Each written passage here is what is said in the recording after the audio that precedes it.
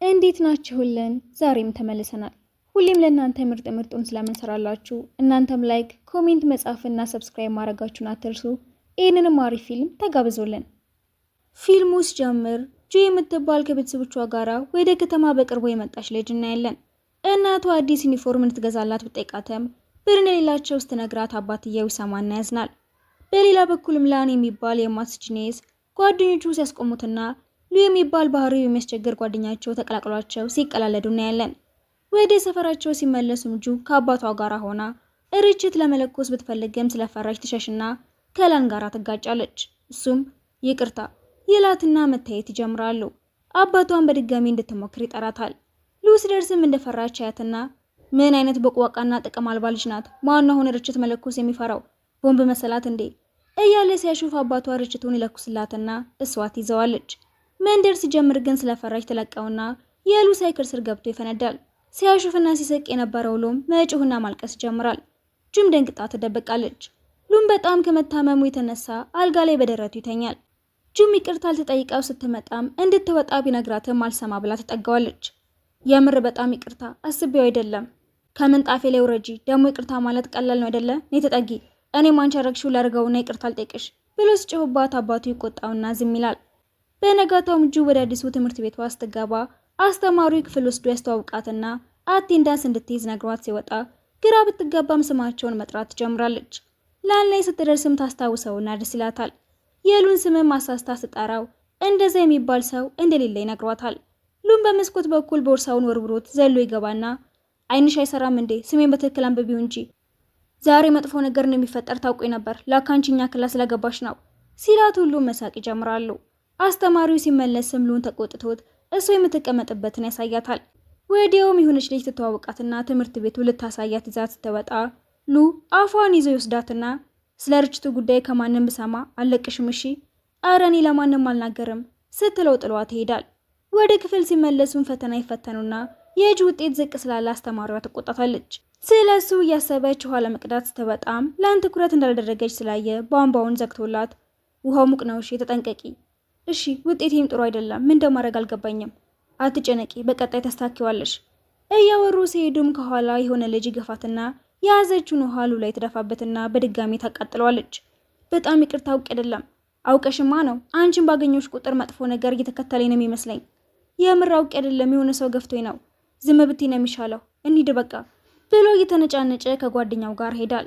ወደ ክፍል ተመልሳም የቁስል መድኃኒት ለላን እንዲሰጠው ትሰጠዋለች። ለምን ራስሽ አሰጪው?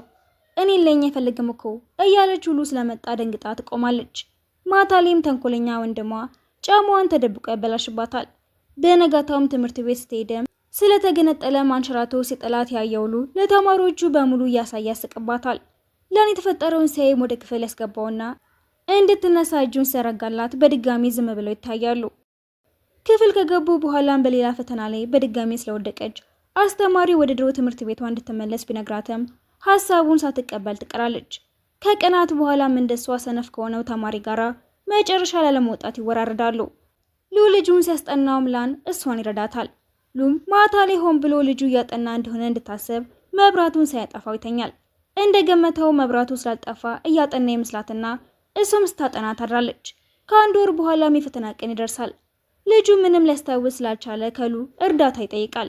መልሱን ጽፎ ሲወረውለት ግን ጁ ጋር ያርፋል። እሷም ችግር ውስጥ ላለመግባት ብላ ልትደብቀው ስትሞክር ትያዝና ወላጅ እንድታመጣ ትጠይቃለች። ምንም እንዳልደረገች ለቤተሰቦቿ እያለቀሰችም ትናገራለች። በነጋታውም እናቷን ይዛ ስትሄደም ልጁና ሉ የእሱ ጥፋት እንደሆነ ተናግረው ስላዳኗት ደስ ይላታል። ሉ ጋር ሄዳም አመሰግናለሁ፣ ከእንዳንቺ አይነት ሰው ጋር የማወራበት ጊዜ የለኝም ብሎ ጥሏት ሲሄድም ላን የሚናገረውን ከቁም ነገር አትውሰጂው እሺ ብሎ ያጽናናታል። ትንሽ ቆይቶም ለሩጫ ስትዘጋጅ ሉ አይቷት ቢስቅባትም ፍጥነቷን ሲያይ ግን በጣም ይደነቃል። ወደ ክፍል ሲመለሱ ኤርፎኗን ይቀማትና እንድትከተለው ነግሯት ይሮጣል። ወዲያውም ደርሳበት ይዘውና አንተ የተረገምክ ለምንድን ያደረከው? ፍጥነትሽን ለማየት ፈልጌ ነበር፣ በጣም ጎበዝ ነሽ። ወደ ቤት ሲመለሱም ከኋላዋ ሲከተላት ቦርሳዋ እንዳይቀማት ፈርታ አጥብቃት ይዘዋለች። ሳይክሉን ከፊቷ አቆመውም በቀጣይ ሳምንት የስፖርት ውድድር አለን፣ ለምን እኛም ቡድን አትቀላቀይም? አልችልም፣ ትምህርቴ ላይ ማተኮር አለብኝ። በክብር እየጠየቅኩሽ እኮ ነው። ተው እንጂ ይሄንን ክብርህን ለሌላ ሰው አሳየው፣ እኔ አያስፈልገኝም ብለው ስትሄድ ይሄ ባርሽን ብታስታኪው ይሻልሻል ሲላት ጓደኛው መጀመሪያ የራስን ባህሪ ብታስተካከል አይሻልህም? እና ምን ላርጋት? እግሯ ላይ ወድቄ ለምናት እንዴ? በቀጣዩ ቀንም ሉ ለጁ የሚበላ ነገር ይዞላት ሄዶ በድጋሚ ቢጠይቃትም ሳትስማማ ትቀርና ልትሄድ ስትል ይዛታል። ዘፈን ማዳመጫ ወድቆ ሲሰበርን በጣም ተናዳ አንድ ያልፈልግም ስልህ አትሰማም እንዴ? ከመለመን ሌላ መንገድ መጠቀም እንደምትችይ እወቂው እሺ። ምን ልታረግ ነው? አልስማማ ስላልኩ እግሬ ልሰብረው ነው? ይኸው ስበሯ ትልና በድጋሚ ተጣልተው ይለያያሉ። ወደ ቤት ከተመለሱ በኋላም በመስኮቱ በኩል እየጮኸች ትጠራውና ቀስ በይ እንጂ የግልሽ ቦታ አረግሽው እንዴ የምትጮኸው? ምን ፈለግሽ? ናውጣ። ለምን ወጣለሁ? ከፈለግሽ ራስሽ ነይ። ማዳመንጬ እንድታስተካክለው ፈልጋለሁ። ራስህ እኮ ነው የሰበርከው። እኔ እንደሰበርኩት የሚያሳይ ማስረጃ አለሽ? የለሽም። አይመለከተኝም ብሎ መስኮቱን ሲዘጋው በጣም ተናደዳለች። ለአንም ያወሩትን ስለሰማ ወጥቶ ማዳመጫውን ያስተካክላታል። በጣም አመሰግናለሁ ትለውና በሌላ ቀንም ሉ ከአስተማሪው ሲደበቅ ታይና አስተማሪው ልታዘናጋለት የያዘችው ምግብ መብላት ትጀምራለች። እንዳልተሳካላት ሳይም ሉ ሄድና አስተማሪውን ያሳምነዋል። እሷም የበላችሁ ከአቅሟ በላይ ስለሆነ የሉ ልብስ ላይ ታስመልስበታለች። በጣም ይቅርታ አጥብልሃለሁ፣ በደንብ ብታጥቢው ይሻልሻል፣ ሽታውን የሚያጠፋ ነገርም ቀቢው ብሎ ይስጣታል። ወደ ቤቷ ወስዳ ስታጥቦ ወንድሟ አያትና ፍቅረኛ እንዳላት ለሁሉም ሊናገር ሲወጣ ትከተለዋለች። ትንሽ ቆይቶ ግን ሁለቱም ዛፍ ላይ ተንጠልጥለው ማውረጃው ይጠፋባቸዋል። ሉሲያቸውም ወንድሟ እንዲዘል ይነግረውና ያድነዋል። እህቴ አንቺም ዝለይ፣ እሱ ይዝሻል። አይ እሷን እንኳን መያዝ አልችልም፣ ውፍረቷ ሰብሮን የሚጥለኝ፣ ቀስ ብለሽ ረጂ ቢላትም እጇን ያሟልጫትና እላዩ ላይ ትከመራለች። ፈጣሪ ተመሰገን ይሁን በህይወት አለው። አንቺማ አለሽ፣ እኔ ነኝ የሞትኩት። ተነስታ ወንድሟን ደህና መሆኑን ስታይም አመሰግናለሁ ራሷ አትኝም እንዴ? አድነኝ ብያ ለመንኩም እኮ። ለማንኛውም ልብሴን አጠብሽው ሲላት ወንድሟ ፍቅረኛሞች እንደሆኑ ስላሰበ ማሾፍ ይጀምራል። ጆሮውን ይዛ ወደ ቤት ስትወስደውም ላንን ያገኙትና ሁለቱም ደስ ብሏቸው እያወሩ ይመለሳሉ። በነጋታው ሉ አብራቸው እንድትለማመድ ሲጠብቃት ቆይቶ እንደሄደች ሲሰማ ግን ከፍቶት ለልምምድ ሲሄድ ያያታል። ሌላ ሰው ካገኛችሁ መተው እንችላለን። አይ ማንንም አላገኘንም ይላትና ሁለቱም ደስ ብሏቸው ልምምዳቸውን ይጀምራሉ። የውድድሩ ቀንም ያላስተማራቸው ፈቃድ ይሄዳሉ። የሚጋጠሟቸው ልጆችም ተንኮለኞች ስለነበሩ ጁቡና ይዛ ስትሄድ ሆን ብለው ይጠልፏትና እግሯን ትጎዳለች። ቡናውም የሆነች ቆንጆ ልጅ ላይ ይደፋል። ልጅቷ ግን ደግ ስለሆነች ወዲያው ይቅር ትላታለች። ጁም ውድድሩ እንዲያሸንፉ ስለምትፈልግ እግሯ መጉዳቱን ሳትነግራቸው ውድድሩም ይጀምራል። እያመማትም ቢሆን ለሉ ድሏውን ሰጠውና ያሸንፋሉ። ድላቸውን ሲያከብሩ ግንጁ አለመኖሯን አስተውለው የወደቀችበት ቦታ ሄዱና ሉ እግሯን ሳያው ደንግጦ አቅፎ ወደ ሆስፒታል ይወስዳታል። ከታየች በኋላም ሉ ለምንድነው ቆይ ያልነገርሽን? ያለፈው አልፏል። አሁን በማሸነፋችን ብቻ ነው ደስ ሊለን የሚገባው። በቀጣዮቹ ቀናትም ለዩኒቨርሲቲ መግቢያ ፈተናቸውን አንድ ላይ በመሆን ሲዘጋጁ ይቆያሉ። ከትምህርት ቤት ሲወጡም ሁሉም ይላቀሳሉ። በመጨረሻም የፈተናው ቀን ይደርስና ሁሉም ጓጉተው ከየቤታቸው ይወጣሉ። ላንም ወደሚፈተንበት ቦታ ሲሄድ መንገድ ላይ የመኪና አደጋ ይደርስበትና የሞተ አባቱ ትዝ ስላለው ይደነግጣል። አምቡላንስ ከጠራ በኋላም ሊፈተን ቢሄድም ሳረፈደ ሳያስገቡት ይቀራሉ። ሌሎቹ ተፈትነው ሲወጡም የተፈጠረውን ይሰሙና ሁሉም በጣም ያዝናሉ። ላንም ከዛን ቀን ጀምሮ ከማንም ጋር ማውራትም ሆነ መገናኘቱን ያቆማል። አንድ ቀንም ጓደኞቹ በሙሉ ክፍል ይገቡና እያጣደፉት ይዘውት ይወጡና ሽርሽር ይወስዱታል። እሱም የሚፈልገውን ዲፓርትመንት ባይሆንም ዩኒቨርሲቲ የመግባት እድል እንዳለው ይነገራቸዋል። ጁም እሱ ላይ ያፈጠጠች ማለሟን ትጀምራለች።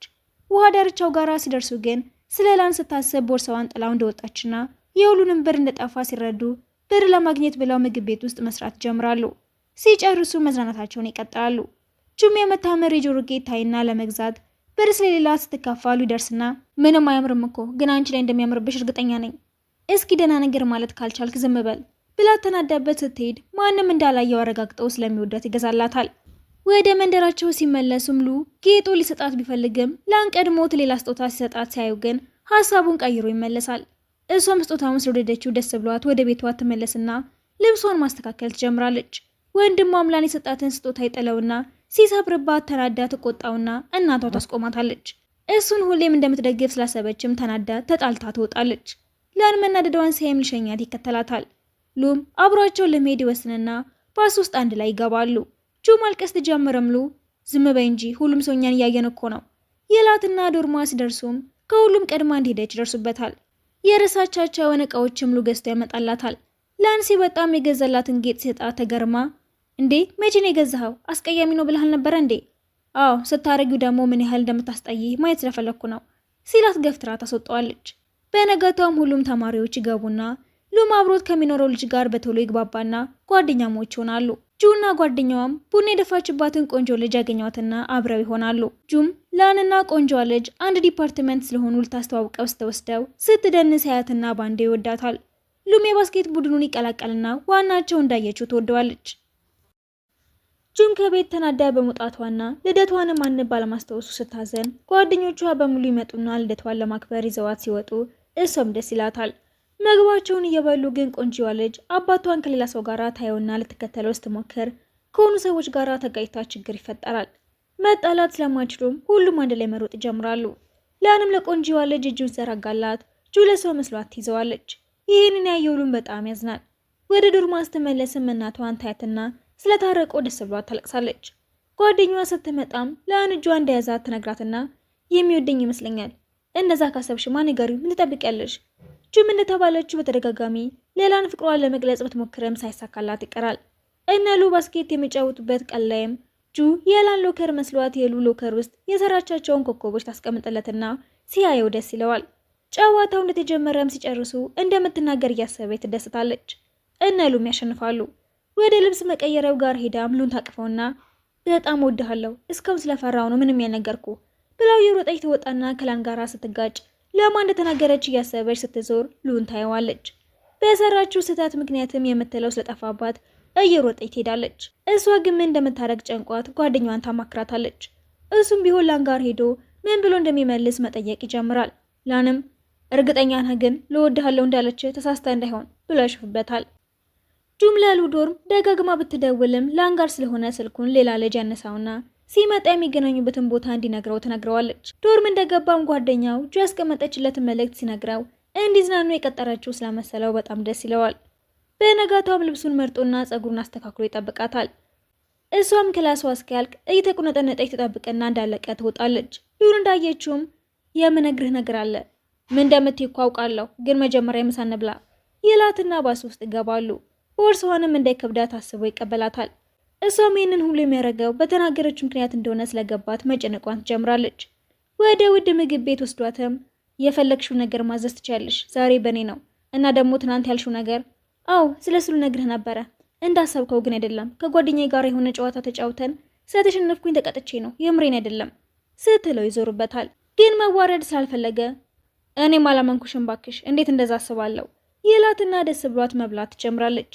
ሲመለሱ ግን ባስ ውስጥ ተንገዳግዳ ስትወድቅ ዝም ስላላት ግራ ተጋብታ አትረዳኝም ነበር እንዴ? ለምን ሁለት እጅ አለሽ አይደለ እንዴ? ተጠቀሚበት እንጂ። ወንበር ሲለቀቀም ራሱ ሄዶ ይቀመጥበታል። እኔ እኮ ነኝ ሴቷ፣ ተነስ እንጂ። በዚህ ጊዜ እኮ ወንድና ሴት እኩል ናቸው፣ አርፈሽ ቁሚ። ሲወርዱም ቢሆን ልቡ ስለተሰበረ ጥሏት ሄዳል።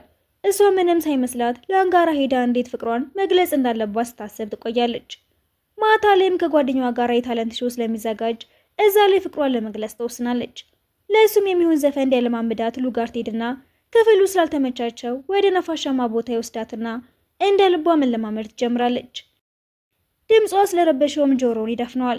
ምን እንዳደረገ ስትደርስበትም ተናዳ ልትመታው ስትል ተንሸራተው ይወድቃሉ። እሱም የባሰ የወደዳት ስለመጣ ምንም ሳይናገር ጥሏት ይሄዳል።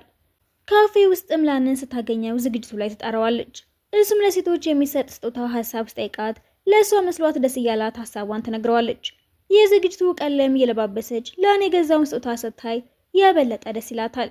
መድረክ ላይ ወጥታ ዘፈኑ ለሱ መሆኑ ልትናገር ስትል ግን ላን ለቆንጂዋ ልጅ ያየችው ስጦታ እንደሰጣት ታይና ማን እንደሚወድ ግልጽ ይሆንላታል። በጣም ስላዘነች ምንም ሳትል ትቀራለች።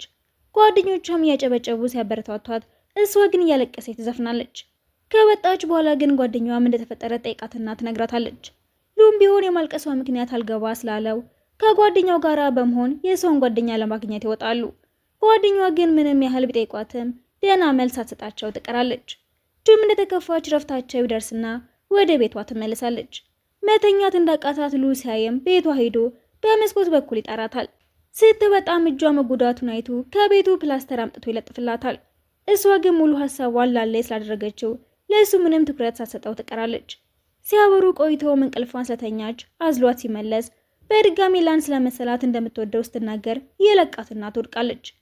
በትክክል ፊቴን እያየሽው ያልሽውን ድገሚው፣ በድጋሚ እየቀለድሽ ከሆነ ግን ቆሻሻ ማስቀመጫ ውስጥ ነው የሚጨምርሽ ይልና ስለመሸ ወደ ቤት ወስዶ አልጋው ላይ ያስተኛታል።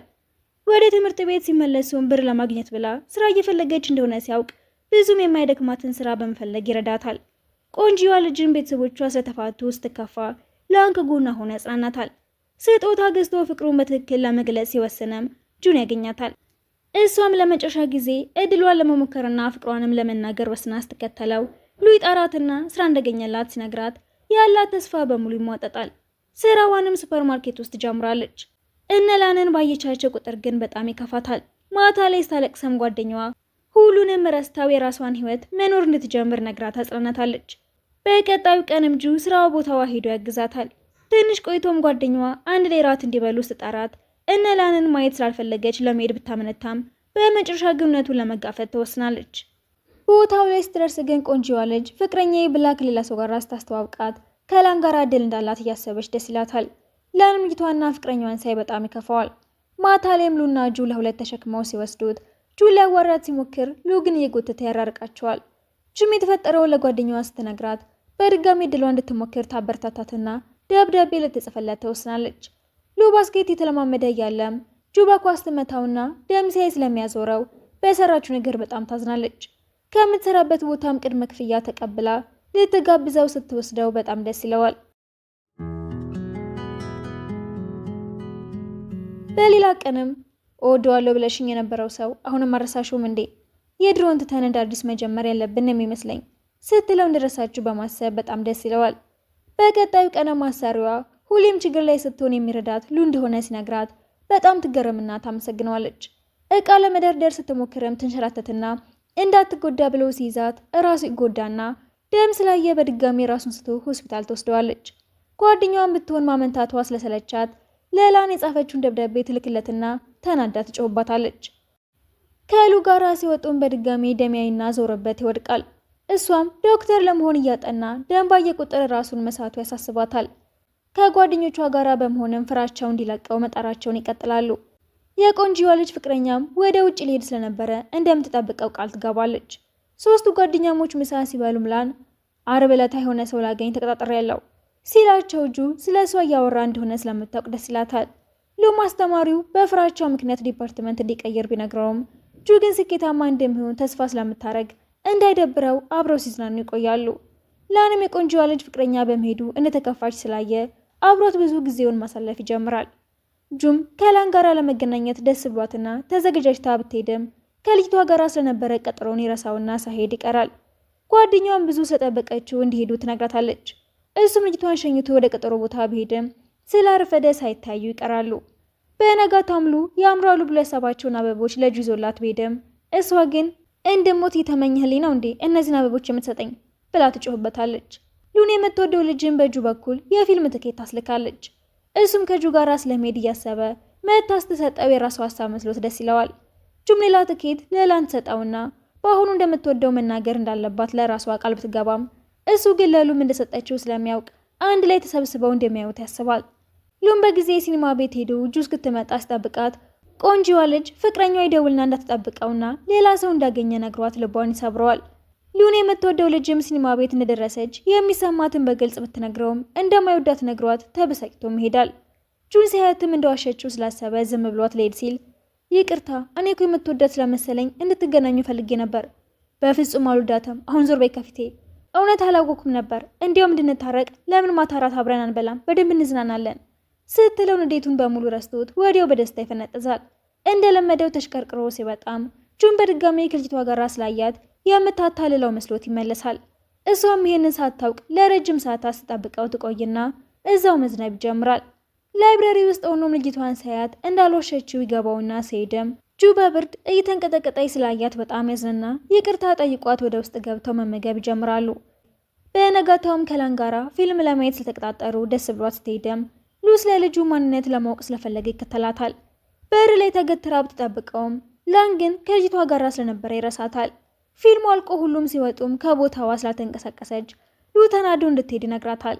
እሷም የተበሳጨች ወደ ላን ጋራ ሄዳ ምን ያህል እንደጠበቅኩ ታውቃለህ፣ ግን የማትመጣ ከሆነ ለምን መጣለው አልክ ስትለው ሉ የምትወደው ልጅ ላን መሆኑን ሲያውቅ ይደነግጣል።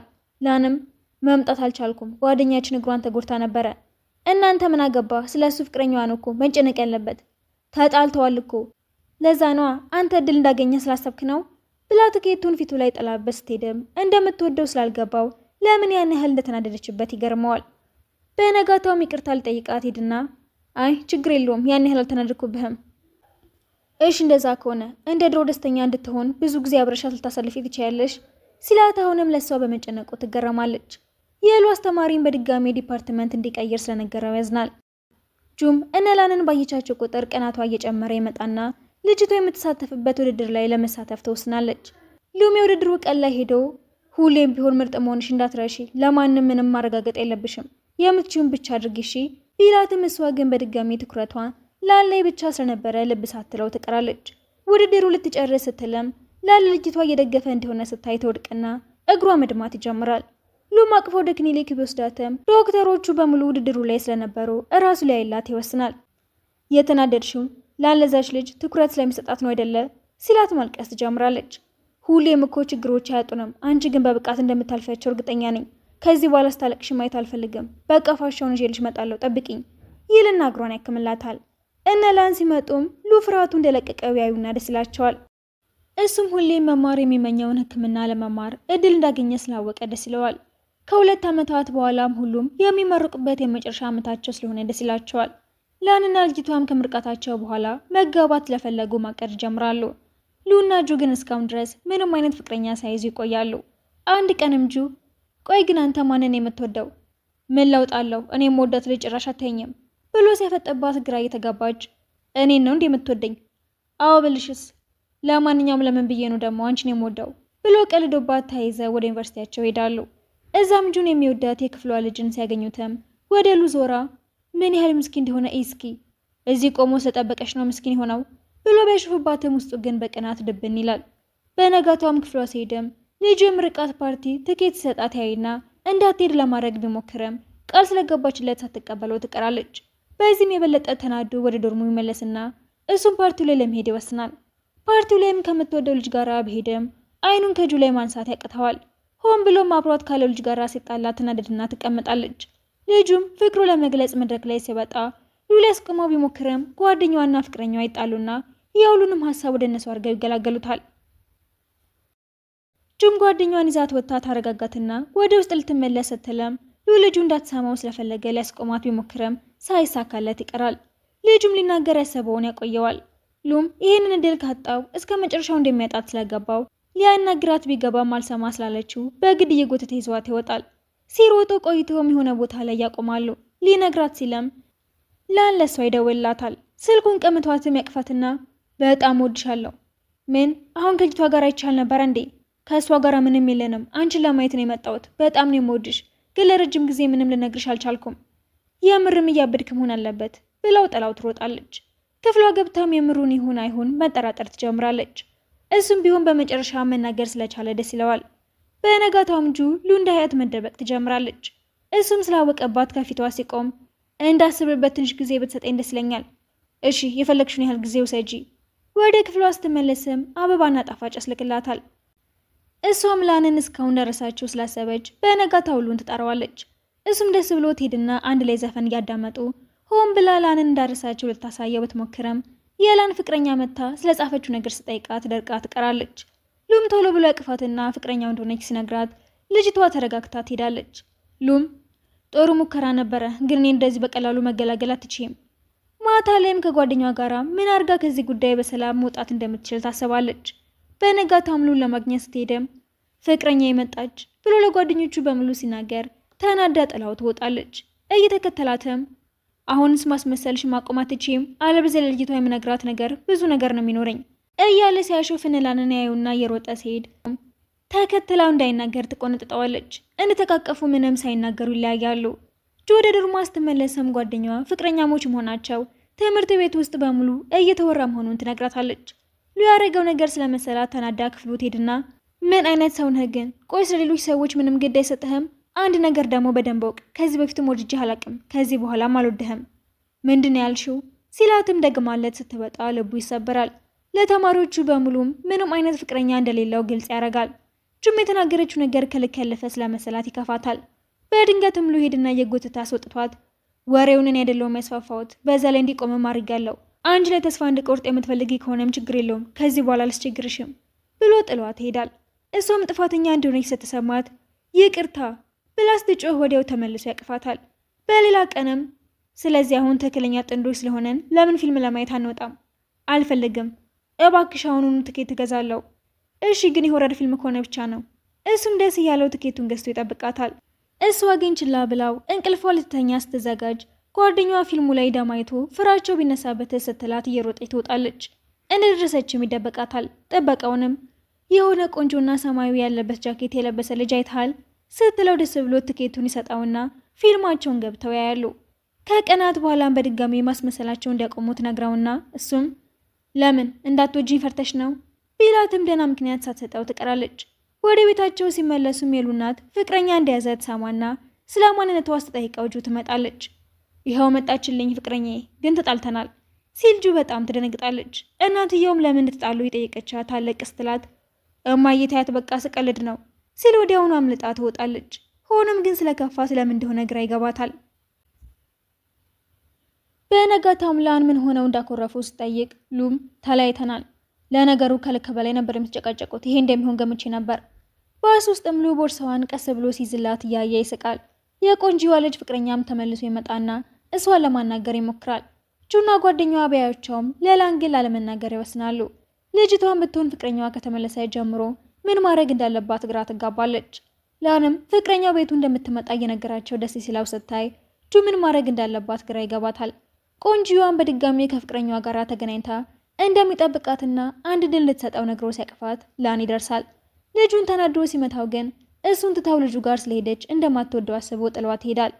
በነጋታውም ከልጁ ጋር ይገናኝና በእሱ ምክንያት የውጭ ድሏ እንደሚያመልጣት ሲነግረው እሷ ጋር ሄዶ ለእኔ ብለሽ ድልሽ እንድታበላሹ አልፈልግም፣ መሄድ ትችያለሽ፣ አንቺን ደስ ሲልሽ ብቻ ነው እኔንም ደስ የሚለኝ ይላትና እጁም ላንን ጥላው እንዳትሄድ ልታናግራት ብትሞክረም እሷም እንደምትወደው እንደምታውቅ ትነግራትና ታቅፋታለች። በነጋታው እቃዋን ሰብስባ ላንን ለእጇ አደራ ሰጥታ ትሄዳለች። ላን በመሄዷ ቢያዝንም ምክሩን ግን ስለሰማችው ደስ ይለዋል። ጁም ላን እንዴት አድርጋ እንደምታጽናናው ማሰብ ትጀምራለች። ሉም ወደ ውጭ ሀገር ሄዶ የመማር እድል ያገኛል። ጁላን ጋራ ምግብ ይዛለት ስትሄድም የስራ እድል እንዳገኘና ሊሄድ እንደወሰነ ይነግራታል። ያደረገችለት ነገር በሙሉም ያመሰግናታል። ሉም ጁ ከሱ ጋራ መሆን ስለማትፈልግ ወደ ውጭ ለመሄድ ይወስናል። ወደ ላን ጋራ ሲሄድም ልብሷ ላይ የተንጠባጠበውን ሶስ ለመሸፈን ጨርቁን ሲያስርላት ሉ ይገባና ሌላ ነገር ያላቸው ስለመሰለው ተናዶ ይወጣል። ላንም ቆይ ምን ሆናችሁ ነው? ሲጀምር እያስመሰልን ነበር እኮ ስትለው ሉ ውጭ ላይ ሆኖ ጁ አትወጭም እንዴ ብሎ ጮህባታል። ከዛም ተያይዘው ወደ ውሃ ዳርቻው ሄዱና ይቀመጣሉ። በቅርብ ወደ ውጭ ሊሄድ ነው። ጁ ግን ቢከፋትም ጥሩ ድል የገጠመህ እንኳን ደስ ያለህ፣ በቃ ይህንን ብቻ ነው የምትይኝ፣ ስለኔ ምንም እንደማትጨነቂ ስላሳየሽን ግን በጣም ደስተኛ ነኝ ብሎ ጥሏት ይሄዳል። ታስቆመኛለች ብሎ በማሰቡም በጣም ይከፋዋል። እሷን ብትሆን ሁሉም ቀስ በቀስ በሜዳቸው ብቻዋን እንደሆነች በማሰብ ታለቅሳለች። ሉም ቢሆን ላለመሄድ ወስኖ የነበረ ቢሆንም ጁን ካናገራት በኋላ ግን መሄድ እንዳለበት እርግጠኛ ይሆናል። ጁም እንደተከፋች ጓደኛዋ ስታይ ምን እንደሆነ ይጠይቃትና ሉም እኮ ሊሄድ ነው እና ትወጂዋለሽ እንዴ? ለምንድነው እንደዚህ የከፋሽ? እኔ እንጃ ምን እንደሚሰማኝ ራሱ አላውቅም። በነጋታውም ላንን ተሰናብተውት ወደ ተለመደ ቦታቸው ሄደው ይቀመጣሉ። ሉም ስለተናገርኩሽ ነገር ይቅርታ፣ ግን እንኳን ደስ ያለህ ማለት አልነበረብሽም። እሱም ብቻ ነው ልትለኝ የፈለግከው? አሁንም ቢሆን እኮ ለመሄድ አልወሰንኩም። ምን እያሰብሽ እንደሆነ ንገሪኝ ብሎ እንደለመደው ያፈጥባታል። የልብ ምትሽ እኮ እየተሰማኝ ነው። ትወጂኛለሽ አይደለ? እንደዛ አይደለም፣ በዛ ላይ ስለመሄድ ቤተሰቦችን እንጂ እኔን አትጠይቀኝ ብለው እየሳቀች ጥላው ትሮጣለች። ውሸታም፣ እንደምትወጂኝ እኮ አውቃለሁ። ወደ ዶርሞ ተመልሶ ወረቀቱን ይቀደውና ላለመሄድ ይወስናል። እሷ ግን አሁንም ቢሆን እንደምትወደው ማመን ያቅታታል። በነጋታውም ለእሱ ሳትነግረው ጎብኚዎችን ይዛ ወደ ሌላ ቦታ ትሄዳለች። የሄደችበትን ሲሰማም አየር ሁኔታው ጥሩ ስላልሆነ ይጨነቃል። እሷም ጎብኚዎቹን ወደ ሆቴሉ ውስጥ ታስገባ ላንን ታገኘዋለች። አብሮ ለመብላት ተስማምተው ሲወጡም የሆነ ሌባ ቦርሳዋን ይዘውት ይሮጣል። ሲከተሉትም ጁ ተንሸራታ ትወድቃለች። ቦርሳው ውስጥ ያን ያህል አስፈላጊ ነገር አለ እንዴ? አዎ በጣም የምፈልገው ነገር አለ ትለውና ሌባውን ተከትሎ ይዞት ተቀብሎ ያመጣላታል። ቁልፉ ሲወድቅበትም በመጀመሪያ ደሞዙ የገዛችለት እንደነበረ ታስታውሰዋለች። የምትፈልጊው ነገር እንዳልጠፋ እዩ ሲላትም ሎ የሰጣትን ጌጥ ስታወጣው ያያትና አሁን ግን ሉ እንደምትወጁ ማመን ሳይኖርብሽ አይቀርም። ምን አመጣለሁ? በጣም ረፍዷል። በረራው እኮ ነገ ነው። ጓደኛዬን አታውቂውም። ጭንቅላቱን አንዴ ካሳመነ የሚፈልገው ነገር ብቻ ነው የሚያደርገው። እሱስ ልክ ነህ። እኔም እንደዚህ ከቆየ በኋላም ቢሆን እንደምወደው ስለገባኝ ደስ ብሎኛል ትለውና በነጋታውም ሉ ወደ ውጭ ለመሄድ በድጋሚ ይወስናል። እሷን ብትወል ልታናግረው ደጋግማ ብትደውለትም ስልኩ አልሰራም ይላታል። ሉ ማታ ላይ እነ ጁን አብረው ስላያቸው አንድ ላይ የተመለሱ መስሎት ለመሄድ እንደወሰነ ያስታውሳል። እቃውን ሰብስቦም ሁሉንም ተሰናብቷቸው ይወጣል። ጁም እንደምታገኘው እያሰበች ደስ ብሏት ወደ ቤት ስትመለስ የገዛላትን ጌጥ ወድቃ ተሰበርና መጥፎ ነገር እንደተፈጠረ እያሰበች ይጨንቃታል። መንደሯ ስትደርስም ከሉ ጋር ለትንሽ ተላለፋሉ። ቤት ስትደርስም እንደሄደ ይነግሯታል። ተከትለው ኤርፖርት ብትደርስም ፕሌኑ ያመልጣታል። ለቀናት ስትደውለትና መልእክት ስትልክለት ብትቆየም ምንም መልስ ግን ሳታገኝ ትቀራለች። አንድ ቀንም ከምትወደው ልጅ ጋር የተነሳውን ፎቶ ታይና ብትደነግጠም ከልጅቷ ጋር ግን ተመልሶ እንደማይሆን ራሷን ተሳምናለች። ከጊዜያት በኋላም እናቱ አዲሱን ቁጥሩን ሰጣታለች። ስትደውለት ግን የምትወደው ልጅ ስላነሳችው ተስፋ ትቆርጣለች። ከ10 ዓመታት በኋላም ጁ የአስጎብኚ ድርጅት ውስጥ ማናጀር ትሆናለች። ለአኔ ትልቅ ድርጅት አስተዳዳሪ ቢሆንም እስካሁን ድረስ ግን ስለ ድሮ ፍቅረኛው ማሰቡን አያቆመም። እሷ ግን ከውጭ ዜጋ ጋር ጋብቻ ትመሰርታለች። ጁን ብትሆን ስለ ሉ ማሰቧን ማቆም አልቻለችም። አንድ ቀን ግን ጓደኛዋን ታገኛትና በቅርቡ ላገባ ነው፣ መምጣትሽ ግዴታሽ እንደሆነ ግን እንድታውቂ። የምር ደስ ይላል። ማነው ሙሽራው? እሱ እንኳን ሰርፕራይዝ ነው፣ ስትመጪ ታይዋለሽ። ወደ ስራዋ ስትመለስም አለቃዋ ቪአይፒ ደንበኛ እንደመጣ ይነግራትና ሉን ስታየው ትደነግጣለች። አሁንም ድረስ እንደሚወዳት አስባ ደስታዋን ሳትጨርስ ግን ለፍቅረኛ የሰርፕራይዝ ማዘጋጀት ፈልጌ ነበረ፣ ጥሩ ቦታ ልታገኝልኝ ትችያለሽ? የፍቅር ጉዞዎችን አናዘጋጅም እኮ አለቃሽ ኮንትራቱን ሲፈርም እንደዛ አላለኝም። በቃ እሱን አናግረዋለሁ። እሺ በቃ አሳይሃለሁ። ጥሩ፣ ነገ እንገናኛለን። በነጋታውም ይሆናል ብላ የምታሰበውን ቦታ እያሳያችው ስለ ፍቅረኛው ስጠይቀው አለቃሽ የደንበኞች የግል ህይወት ውስጥ እንዳትገቢ አላስተማረሽም እንዴ ይልና ያናደዳታል። መኪና ውስጥ እንድትዘፍንለት ያስገድዳትና ድሮ ያሳለፉትን ጊዜ ማስታወስ ይጀምራሉ። ውሃ ዳርቻው ጋር ሄደው የጣለችውን ብር እያስታወሰ የባሰ ያናደዳታል። ጸጉር ጌጥ እንድትመርጥ ሲያረጋትም ድሮ የገዛላትን አይነት ትመርጣለች። ውሃውን ፎቶ ሲያነሳም እሷን የሚያነሳት መስሏት ስትስተካከል ምን እየሰራሽ ነው? ውጪ እንጂ አትከልኝ። ወደ ማረፊያቸው ሲመለሱም በቃ እኔ ስለደከመኝ ከስር ሆናለሁ፣ አንቺ ከላይ ሁኚ ብሎት ሲገባ ሆን ብላ እየዘለለች ትረብሸዋለች። እሱም ሲደክማት እንደምታቆም እያሰበ ይስቃል። ማታ ላይ ምራት እንዲበሉ ይጠራትና ሬስቶራንት ሲደርሱም እስኪ ቅመሹና ከጣፈጠሽ ንገሪኝ ሲላት እያሸፈ እንዲሆነ ያስባ ከዚህ በላይ እንትን ከምታገስ ስሬን ባጣው ይሻለኛል ብላው ትሄዳለች። ተከትሏት ለማቆም ሲሞክርም ውሃ ውስጥ ትከተዋለች። መዋኘት እንደማይችል ስታስታውስም ተመልሳ ይዛው ትወጣና የማይተነፍስ መስሏት ስትጮህ እየዋሸ እንደሆነ ትደርስበትና በድጋሚ ተናዳ ጥላው ትሄዳለች። ነገ ባህር ዳርቻው ጋር ጠብቅሻለሁ ይላትና በነጋታው አስተናጋጇ የላከላትን ብራስሌት ስትሰጣት እየተቻኮለች ባህር ዳርቻው ጋር ብትሄድም ታጣዋለች። ስትደውለትም ስልኳ አልሰራም ይላታል። ትንሽ ቆይቶ ግን ራሱ ይደውላትና በጣም ተናዳ ትጮህበታለች። በድጋሚ ላታገኘው ለራሷ ቃል ገብታም ብራስሌቱን ጥላው ትሄዳለች። ከቀናት በኋላም የጓደኛዋን ባል ለመተዋወቅ ዝግጅቱ ላይ ስትሄድም ሉና አይታው መሄድ ብትፈልግም ጓደኛዋ ግን ታስቆማታለች። ባል የተባለውም ተማሪዎች እያሉ የተለያቸው ጓደኛቸው ስለነበረ በጣም ይገረማሉ። የሰርጉ ቀን ላይ ምላን ሉና አስገድዶ መድረክ ላይ እንዲወጣ ያደርገዋል። ማይኩን በግድም ይሰጠዋል። ጁን ፍቅረኛው እንድታገባው ሊጠይቃት እንደሆነ ስታስብ የእሷን ስም ይጠራል። ደንግጣም ፍቅረኛህስ? ከአንቺ ውጪ ማንንም ወድጄ አላውቅም እኮ ታገቢኛለሽ ብሎ ሲንበረከክ ሁሉም እንድትቀበለው ይጠይቋታል። እሷም ትስማማና ካሳለፉት ሁሉ ነገር በኋላ አንድ ላይ ሲሆኑ ፊልሙ ይጠናቀቃል።